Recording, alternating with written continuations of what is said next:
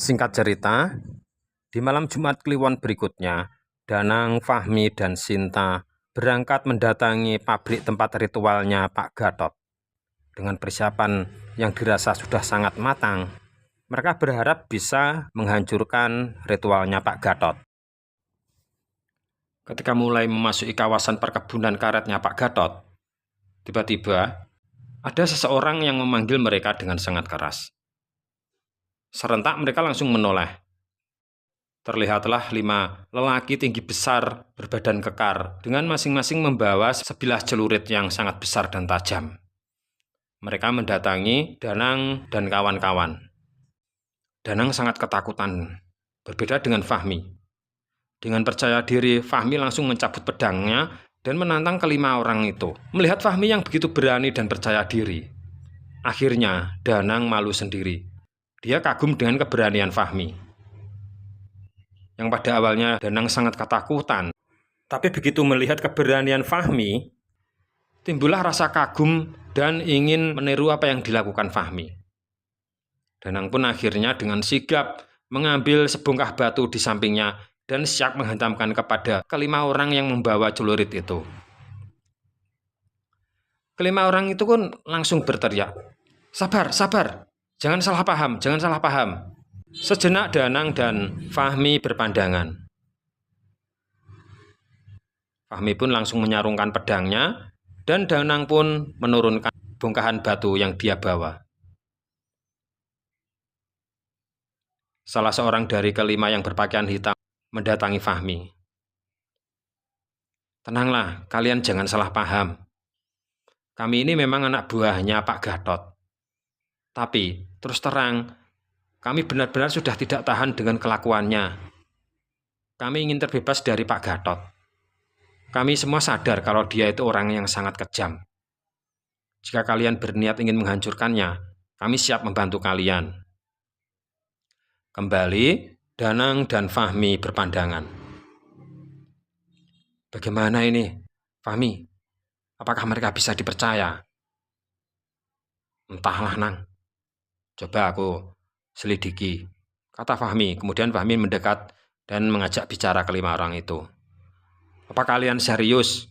Jangan-jangan ini siasat kalian untuk menangkap kami?"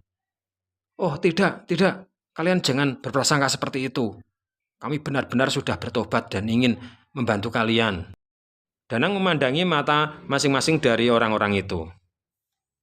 Terlihat mereka sepertinya memang benar-benar jujur dan ingin membantu mereka. Akhirnya, Fahmi pun menyetujui mereka untuk bergabung bersamanya. "Apa kalian menyerbu sekarang juga?" tanya salah seorang yang bernama Parjo. Fahmi pun menjawab, "Iya, karena hari ini malam Jumat Kliwon, di mana mereka pasti akan melakukan ritual." Parjo pun kemudian berkata, "Kalau menurutku sebaiknya jangan sekarang." "Loh, kenapa?" tanya Fahmi. "Sebelum kalian berangkat, aku ingin tahu bagaimana siasat kalian untuk menghancurkan Pak Gatot." Fahmi pun menjelaskan, kalau menurut kakeknya, mereka bisa dihancurkan jika jin perewangan Pak Gatot muncul dan Pak Gatot bisa dibunuh di depan matanya para makhluk perewangannya. Maka dengan sendirinya makhluk-makhluk itu juga akan lenyap. Jelas Danang. Parjo pun kemudian menghela napas panjang. "Apa yang dikatakan kakek kalian itu memang benar. Tapi, jika kalian melakukan sekarang ini, kalian hanya mengantar nyawa." "Loh, memangnya kenapa?" tanya Fahmi. Kemudian Parjo meneruskan ceritanya. "Benar sekali yang kalian katakan. Kalau Pak Gatot dibunuh di depan jin perewangannya, maka semuanya akan hancur. Tapi apa kalian sanggup membunuh Pak Gatot? Perlu kalian tahu, Pak Gatot dan Pak Kusno itu mempunyai ilmu kebal tingkat tinggi. Mereka tidak mempan dipukul, tidak mempan dibacok. Bahkan ditembak oleh senapan pun mereka itu tidak mempan. Dan kalian hanya datang dengan sebilah pedang dan sebongkah batu. Apa kalian sanggup membunuhnya? Kalian hanya bisa mengantar nyawa." Danang dan Fahmi berpandangan.